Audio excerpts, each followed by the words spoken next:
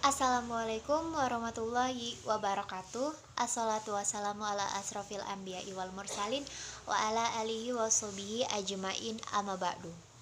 Puja dan puji syukur atas kehadirat Allah SWT, yang mana yang kita tahu innallaha ala kulli syai'in qadir. Innallaha, sesungguhnya Allah, ala kulli syai'in qadir, sesungguhnya Allah maha kuasa atas segala sesuatu, baik itu yang ada di bumi, di langit maupun seisi-isinya.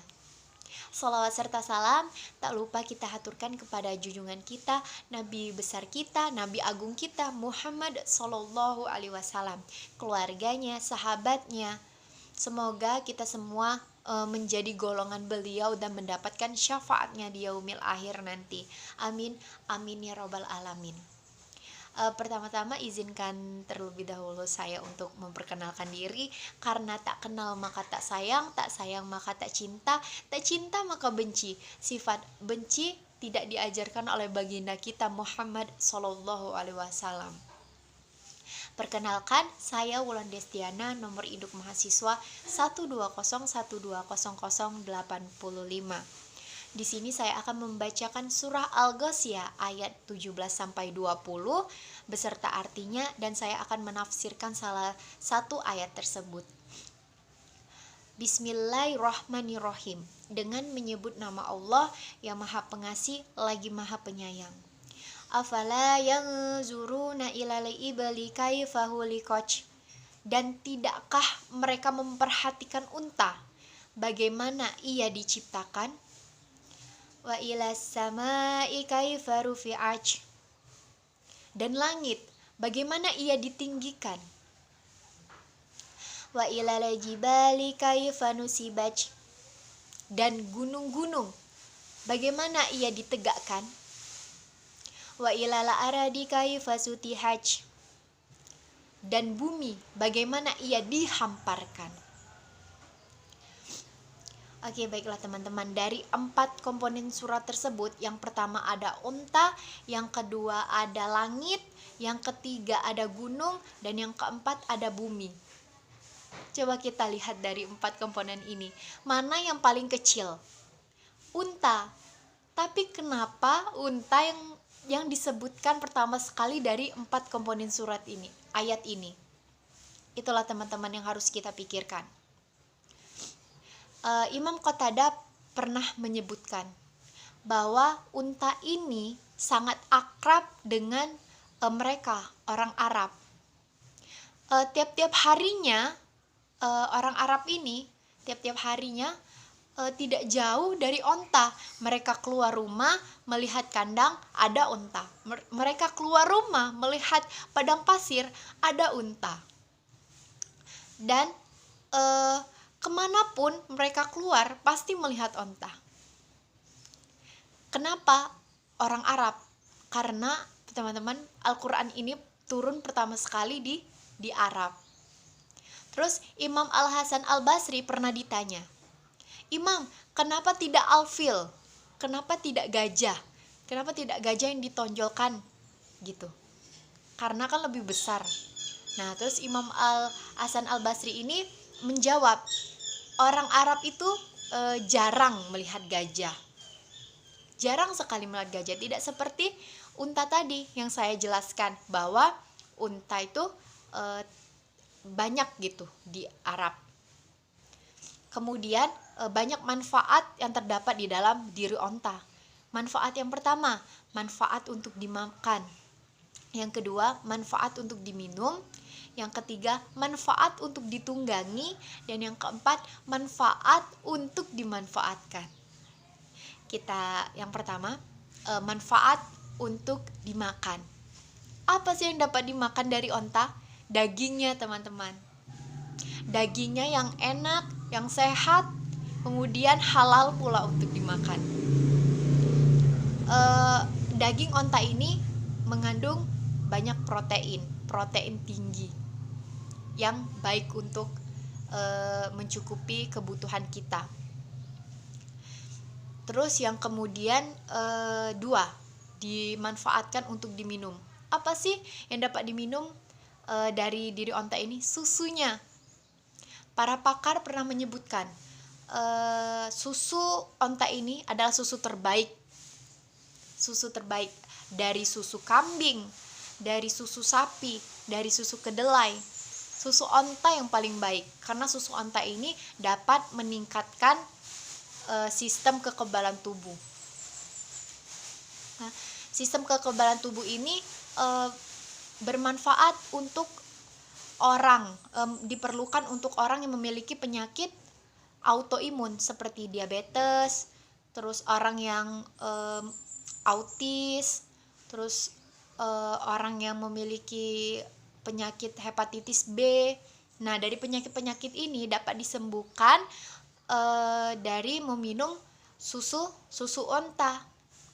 Dan susu onta ini yang telah saya katakan dapat meningkatkan sistem kekebalan tubuh mereka. Kemudian manfaat untuk ditunggangi. Ya, unta ini mampu menahan beban seberat setengah ton. Kalau tidak salah setengah ton itu tanpa bantuan apapun. Sangat luar biasa. Ya kan teman-teman? Tapi di balik itu onta ini juga diberi rahmat sama Allah SWT. Berupa apa sih? Berupa leher unta itu yang panjang sekali itu. Itu sangat bermanfaat untuk onta. Karena itu sebagai penyeimbang onta untuk berdiri saat dia sedang mengampu beban yang sangat berat. Kemudian onta itu dapat berjalan 400 km tanpa makan, tanpa minum. Luar biasa sekali kan teman-teman? Tanpa makan, tanpa minum sejauh 400 km loh. Nah, di situ di balik itu Allah SWT menciptakan onta punuk. Apa sih manfaat dan fungsi punuk itu untuk onta? Untuk menyimpan cadangan makanan untuk diperlukan dia saat beraktivitas tadi. Gitu, sangat luar biasa kan kuasa Allah. Kemudian di padang pasir itu kan yang kita ketahui cuaca di padang pasir itu kan tidak menentu. Nah, kadang panas sekali, kadang dingin sekali. Nah, onta itu memiliki kulit yang sangat tebal. Apa sih manfaat dari kulit onta yang sangat tebal itu? Onta dapat beradaptasi dengan cuaca yang ada di padang pasir. Jadi manfaat dari kulit onta ini yang tebal ini dapat menyesuaikan cuaca yang ada di padang pasir, yang cuacanya kadang panas, terus cuacanya kadang dingin gitu. Yang selanjutnya di padang pasir kan tidak jauh dari fenomena atau gejala alamnya, yaitu berupa badai pasir. Kan kita tahu teman-teman ya, kalau kita di sini kan misalnya kalau ada angin saja, debu masukkan mata kita itu pedih luar biasa. Nah, ini pasir loh, di padang pasir ini badai pasir. Butirannya itu lebih besar dari debu malahan. Tapi di sini onta itu loh, bisa menghadapin itu. Dengan apa sih? Allah menciptakan onta, bulu alis onta ini sangat panjang. Kalau kita perhatikan gambarnya ya, gambar onta kalau yang belum pernah melihat onta, itu sangat panjang. Nah, maka dari itu saat ada badai pasir datang tuh onta itu bisa saat pasir datang itu tuh tidak langsung masuk ke mata onta gitu. Ada di sekitaran bulu-bulunya. Kemudian kemudian onta dapat menutup kelopak matanya. Dan kemudian dan yang teman-teman harus tahu ya, kelopak mata onta itu transparan loh. Saat onta menutup mata, dia mampu melihat cahaya datang loh. Hebat luar biasa kan?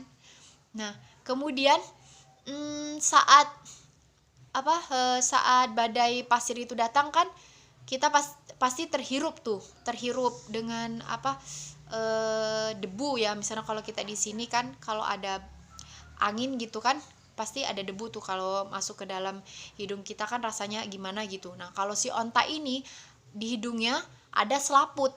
Nah selaput ini fungsinya, misalnya kalau ada badai pasir, selaput ini akan tertutup. Tapi onta masih bisa bernapas loh saat selaput di hidungnya itu tertutup.